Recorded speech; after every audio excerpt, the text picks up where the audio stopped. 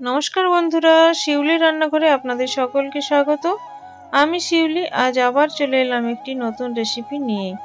আজ আমি কচুর একটা নতুন দারুণ একটা রেসিপি নিয়ে এসেছি।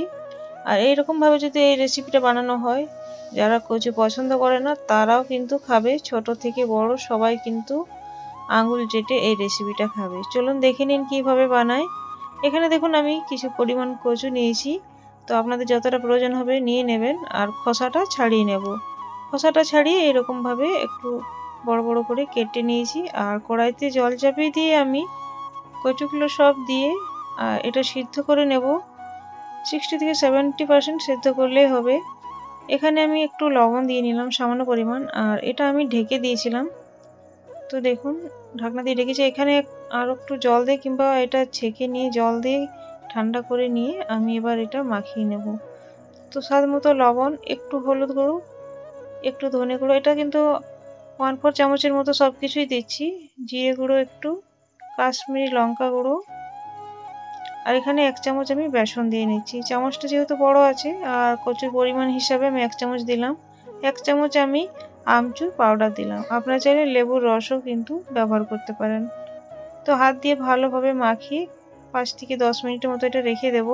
সেই সময় একটা পেস্ট বানিয়ে নেব। 1 চামচ গোটা জিরে, 1 চামচ ধনে, 1 চামচ সাদা সরষে, 2টো টমেটো, 2টো কাঁচা লঙ্কা আর একটু আদা, ওটা স্মুথ পেস্ট বানিয়ে নেব। এদিকে দেখুন আমি কড়াই চাপিয়ে পরিমাণ মতো তেল দিয়ে আর যে কচুটা মাখিয়ে রেখেছিলাম সেগুলো আমি দিয়ে নিচ্ছি। কচুটা সেদ্ধ করলে কিন্তু রান্নাটা তাড়াতাড়ি হয়ে যায়, আর সেদ্ধ হতে বেশি ঝামেলা হয় না আগে যদি সেদ্ধ করে নেন। আপনারা চাইলে এরকমভাবে ভেজেও করতে পারেন। তো আমি খুব ভালোভাবে কচুটা ভেজে নেব। দেখুন খুব সুন্দর কালার করে ভেজে নিয়েছি। আর মশলা দেওয়ার কারণে আর এটা স্বাদটা এত সুন্দর আসে, না বানিয়ে খেয়ে দেখলে বুঝতে পারবেন না। সবগুলো তুলে নিলাম। ওই কড়াইতে আবার পরিমাণ মতো সরষের তেল দিয়ে নিলাম। রান্নাটা সরষের তেলে করব।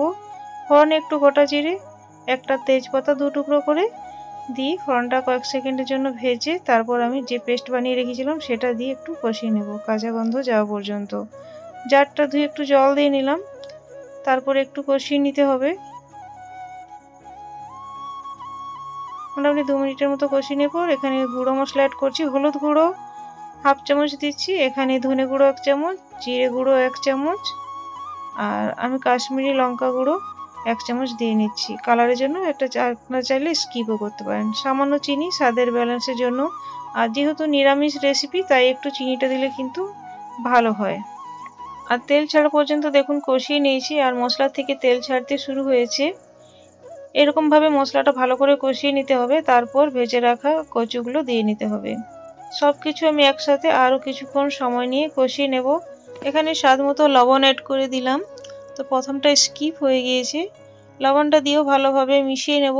আর অপর দিকে আমি একটা পাত্রে জল গরম হতে দিয়েছিলাম। তো হালকা গরম করে জলটা আমি এই রেসিপির মধ্যে দিয়ে দেব। এই রেসিপিতে যদি হালকা গরম জল ব্যবহার করেন তাহলে এই টেস্টটা খুব সুন্দর আসে। আর যেহেতু কচুটা সেদ্ধই আছে তাই চেষ্টা করবেন গরম জল ব্যবহার করার। একটু গ্রেভিটা ফুটে উঠলে আমি 2টো কাঁচা লঙ্কা আর 1/2 চামচ আমি গরম মশলা গুঁড়ো দিয়ে আর গ্রেভিটা কিছুক্ষণ ফুটিয়ে নেব। একটু মাখো মাখো হবে সেই পর্যন্তকে। দেখুন কত সুন্দর হয়েছে। এই অবস্থাতেই কিন্তু গ্যাসটা অফ করে আমি স্ট্যান্ডিং টাইমে রেখে নেব আর গরম ভাতে পরিবেশন করব। বন্ধুরা, আমার এই রেসিপিটা ভালো লাগলে প্লিজ লাইক, শেয়ার, কমেন্ট করে সাবস্ক্রাইব করে আমার পাশে থাকবেন। পাশে দিয়ে বেলটা প্রেস করে অল করে দেবেন, তাহলে নিত্য নতুন ভিডিও বা রেসিপি সবার আগে আপনাদের কাছে পৌঁছে যাবে। বেশি ভালো লাগলে প্রিয়জনদের মধ্যে শেয়ার করতে ভুলবেন না। তো কচুটা আপনারা চেক করে নেবেন একবার, আর টেস্টটাও লবণটাও চেক করে নেবেন। আমি রেসিপিটা অন্য একটা পাত্রের মধ্যে আমি পরিবেশন করে নিচ্ছি, আর তারপর ভাতের সাথে পরিবেশন করেছিলাম। আজ তাহলে আসছি বন্ধুরা, পরে একটি নতুন ভিডিও বা রেসিপি নিয়ে আপনাদের সাথে আবার দেখা হবে। ধন্যবাদ ধৈর্য ধরে আমার এই ভিডিওটা দেখার জন্য। Thanks for watching.